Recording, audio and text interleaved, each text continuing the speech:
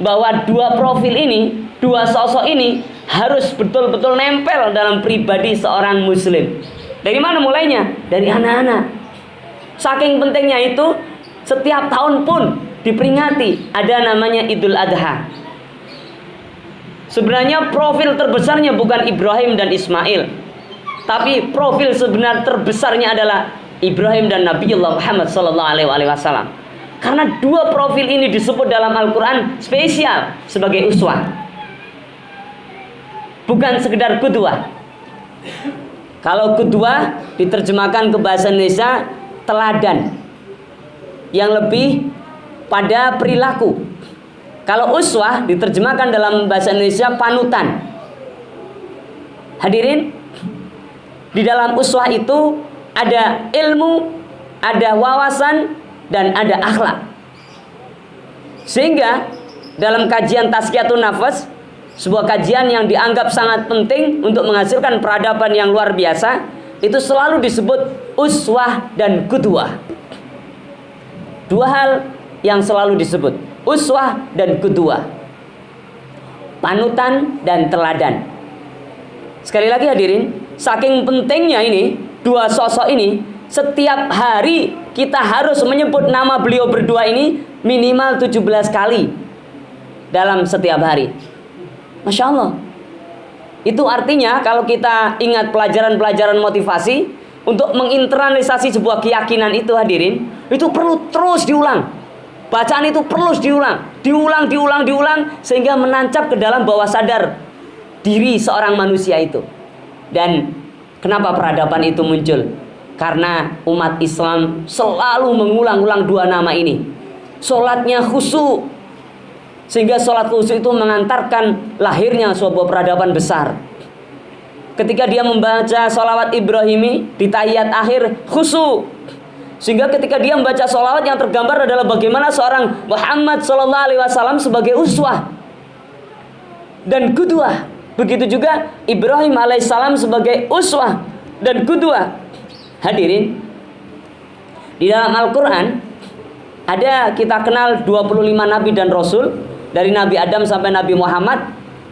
Hanya mereka berdua ini, hanya beliau berdua ini yang disebut Allah sebagai uswah. Masya Allah. Allah sampaikan, laqad kana lakum fi rasulillahi uswatun hasanah. Ya. Allah sampaikan juga di surat Al-Mumtahanah ayat 4, qad kanat lakum uswatun hasanatun fi Ibrahim walladzina ma'ah. Masya Allah. Jadi dua sosok ini dahsyat banget. Dua sosok inilah yang menginspirasi para sahabat sehingga menghasilkan karya-karya besar. Dua sosok inilah yang menginspirasi para tabi'in, para tabi'in, para ilmuwan, para ulama, yang mengkombinasi antara dua ilmu yang sekarang selalu dikotomikan, ilmu umum, ilmu agama. Kita lihat semisal Ibnu Sina yang wafat 1037 Masehi, 1000 tahun yang lalu. Ibnu Sina dari kecil sudah terbiasa dengan profil sosok-sosok dahsyat Rasulullah Muhammad SAW, dan uswah hasanah satunya Ibrahim alaihissalam. Apa buktinya? Karena beliau dari kecil sudah diajarkan Al-Quran oleh ayahnya. Kemudian usia 10 tahun didatangkan, sebelum 10 tahun didatangkan oleh ayahnya guru tahfiz, agar usia 10 tahun Ibnu Sina sudah hafal Al-Quran 30 juz. Masya Allah. Usia 16 tahun beliau sudah bisa menjadi dokter, setelah menjadi ahli fikih, ahli tasawuf, ahli pemikiran. Masya Allah. Usia 20 tahun sudah karyanya luar biasa banyak. Usia 22 tahun beliau wafat dengan 140 karya lebih. Usia 22 tahun sudah menjadi dokter dunia, dokter ahli dunia, bahkan dinobatkan sebagai bapak kedokteran modern dunia. Masya Allah. Di Eropa memang dikenal Avicenna, tapi nama Ibnu Sina adalah nama aslinya. Meskipun lahir di Uzbekistan, di daerah Rusia, tapi beliau dari kecil sudah belajar bahasa Arab.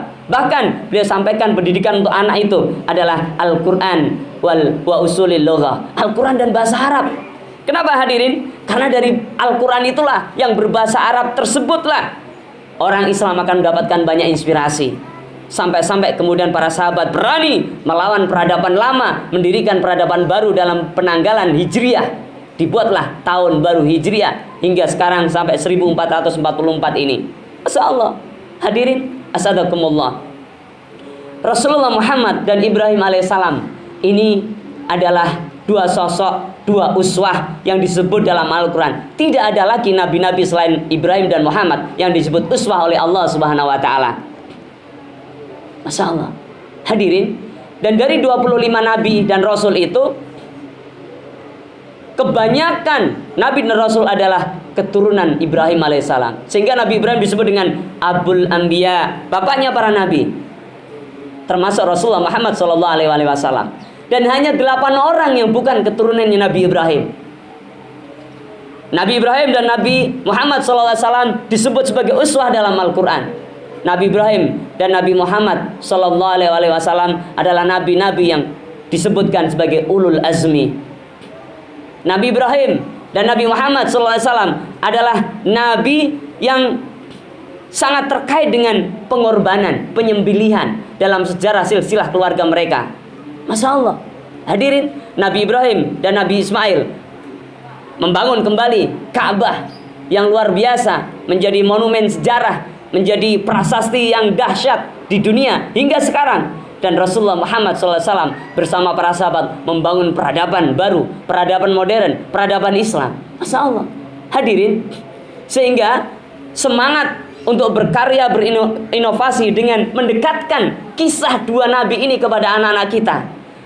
Mengingatkan kembali, minimal setiap tahun kita ingatkan, ada dua nabi dahsyat. 5 kali dalam sholat itu kita selalu menyebutnya. Masya Allah.